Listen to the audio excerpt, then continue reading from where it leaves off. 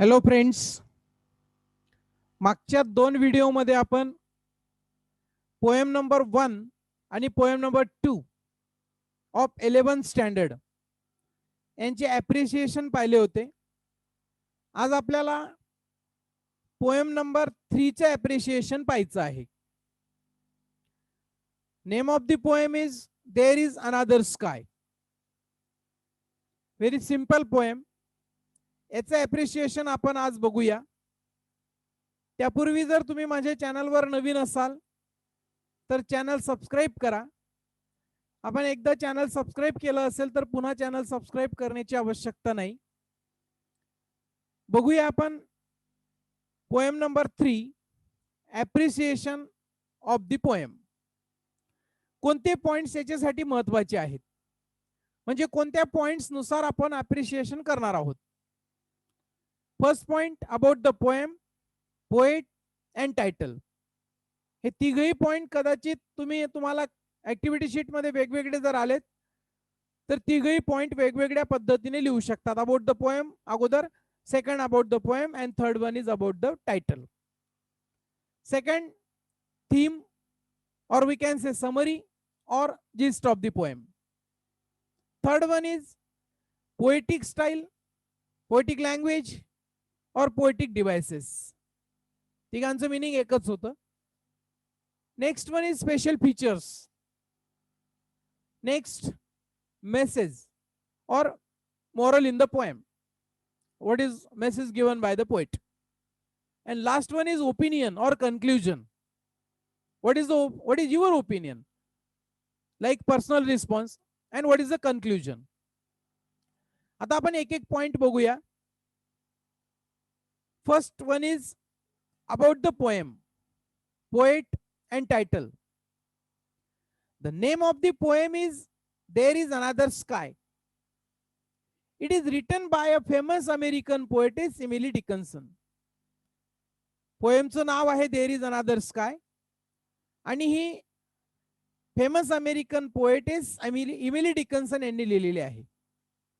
There is another sky is motivational poem. एक motivational poem आहे. The poem is communicating to her brother. The poet is communicating to her brother. Here poet, not poem, in this poem, and the title is apt. या poem मध्ये poetess जे आहेत ते त्यांच्या भावाशी communicate करतायत.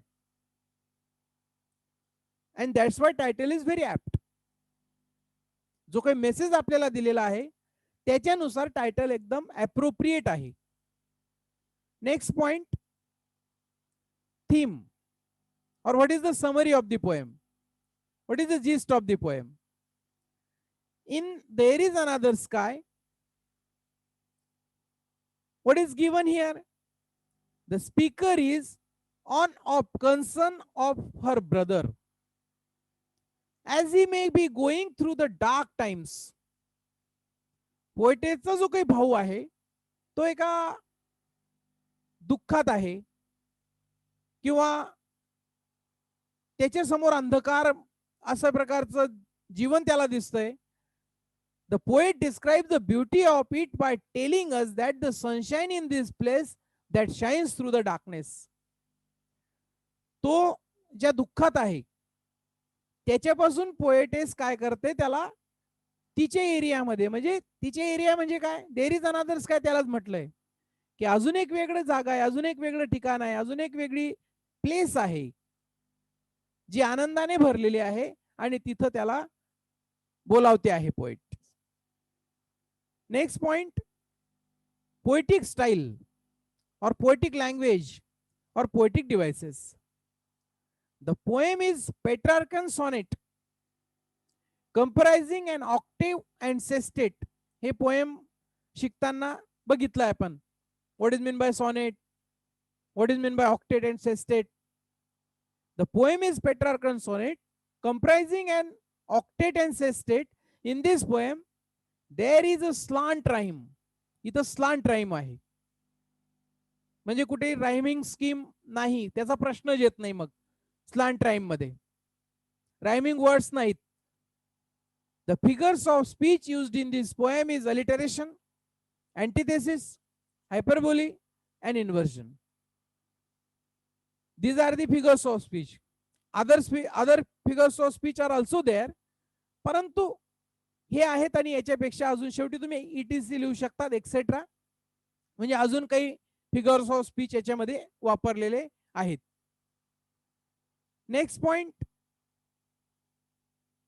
special features. What are the special features of the poem? What are the novelty? नाविन्यता काय आहे? What are the focusing element? किंवा ज्याच्यावर फोकस केला जाणार आहे असे कोणते एलिमेंट आहेत? The poet very effectively uses multiple poetic devices even in the short lines and few words. जे काही छोटे छोटे लाईन्स आहेत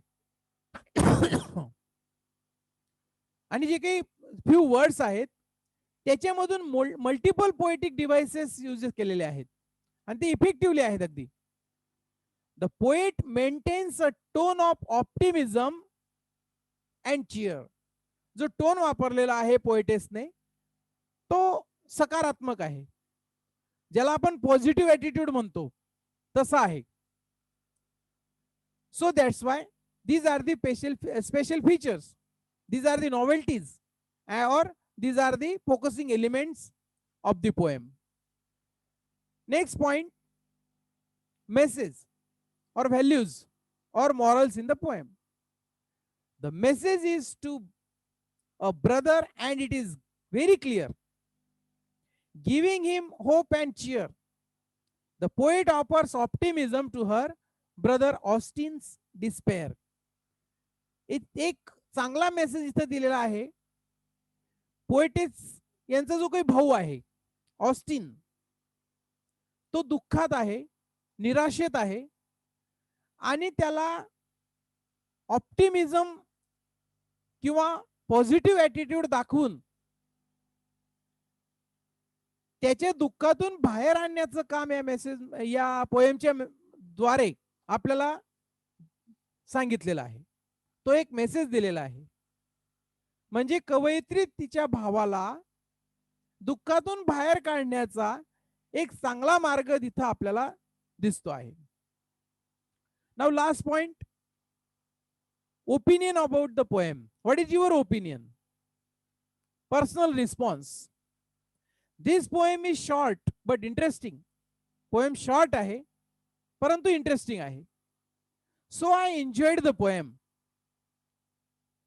because this poem is inspirational poem. This poem is not difficult to understand. It is optimistic poem. समजायला अजिबात कठीण नाही. Easy to understand to all the readers. It is optimistic poem आणि एक optimistic poem आहे, आशावादी. So really poem is very beautiful, nice and easy to understand. So these are the points, and in this way we have completed the appreciation of the third poem.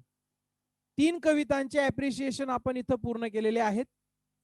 आपण पुढच्या व्हिडिओमध्ये चौथ्या पोएमचे appreciation बघणार आहोत. तोपर्यंत हा व्हिडिओ इतरांना share करा, लाईक करा, कमेंट करा.